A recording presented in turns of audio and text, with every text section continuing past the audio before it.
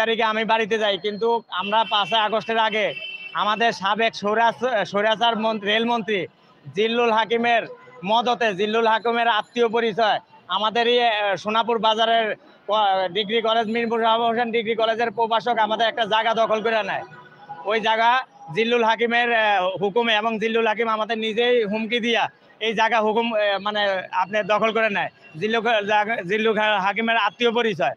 কিন্তু যখন সরকার পতন হয়ে যায়, পতন হওয়ার পরে এই জিল্লুল হাকিমের ছোট ভাই সাধনের গ্যাং বাহিনী বাচ্চু, এই বাচ্চু অনেক অন্যায় অত্যাচার এলাকার মধ্যে বিস্তার করত।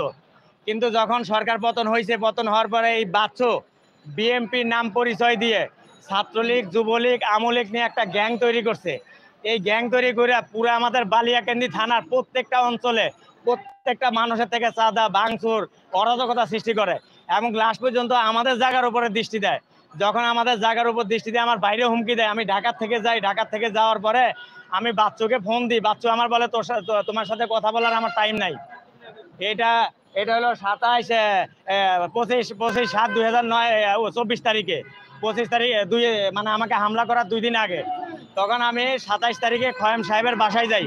আমাদের সাবেক এমপি, আরে সরান না, আমাদের সাবেক যে এমপি,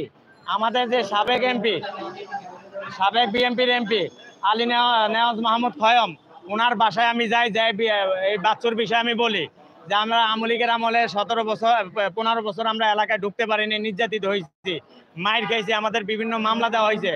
এখন মামলা আমার এই বিএমপির আমলে, এই যে বৈষম্য আন্দোলনের পরে, দেশ স্বাধীন হওয়ার পরে যারা আমাদেরকে হামলা করছে আমলীগের সময়, এরাই আবার আমাদেরকে হামলা করে আমাদের জায়গা দখল করে নিতে চাইতেছে বিএমপি সাইজা। তখন আমার জিজ্ঞাসা হয়েছে কে, আমি বলছি বাচ্চু। তখন বাচ্চুকে ডাকানো হয়েছে, আমি ওইখানে বসা। বাচ্চুর সাথে শোভন ছাত্রলীগের এবং আরো অনেক ছাত্রলীগের পোলাপান, যুবলীগ, আমলীগের 10-12 দিন ঢুকছে। ঢুকার পরে বাচ্চুকে জিজ্ঞাসা করছে যে আপনি এগুলা কেন করেন। আমার কাছে সব শোনার পরে তো বলতেছে আপনি তো বলছিলেন যে জায়গা যেটা উদ্ধার করে দেওয়ার জন্য এই সেই জায়গা, এই সেই লোকের কথা। তো বলতেছে ঠিক আছে, এই জায়গা যে যার আমার আত্মীয়র ব্যাপার স্যাপার, এটা আমি এগুলা দেখতেছি, আপনি এগুলা নিয়ে আর কোনো বাড়াবাড়ি করবেন না। তখন এই বাচ্চু, আমি ওইখান থেকে চলে আসি। আমি নোয়াখালী তিরানের টাকা, আমার কাছে 3,36,000 টাকা ছিল। তো আমি তিরানের টাকা নিয়ে আমি বাইরে আসছে যে আমি তিরানের টাকা নিয়ে যাবো, আমার মাদারি বুঝাইতে হবে। তো ওই বাচ্চুর ওইখানে বসা ছিল, আমি ওইখানে বসা রেখে আমি চলে গেছি বাড়িতে যাওয়ার পরে আমি রেস্ট নিছি। রেস্ট নেওয়ার পরে আমি 4টার সময় আমি বাইরে সেই বাজারে, আমার হেলমেট, আমার ভাইয়ের দোকানে হেলমেট ছিল, আমি হেলমেট নিয়ে মাদারীপুর হুন্ডা নিয়ে যাব।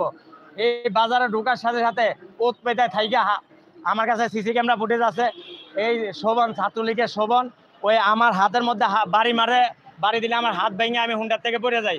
পরে বাড়ি দিয়ে আমার পাও ভাঙার পরে আমি যখন পড়ে যাই আমি দৌড় দেওয়ার চেষ্টা করি, কিন্তু আমি বেশি দূর দৌড়াইতে যাই না।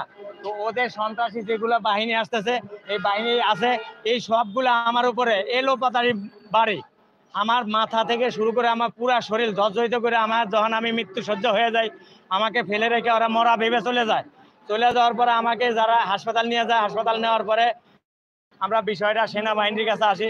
সেনাবাহিনী বলে আপনি থানায় যান। থানায় গেছে, থানায় বলে বাচ্চুর বিরুদ্ধে মামলা দিয়ে, বাচ্চুর বাদ দিয়ে নাম দেন, মামলা নিব। বাচ্চুর বিরুদ্ধে মামলা নেওয়া যাবে না।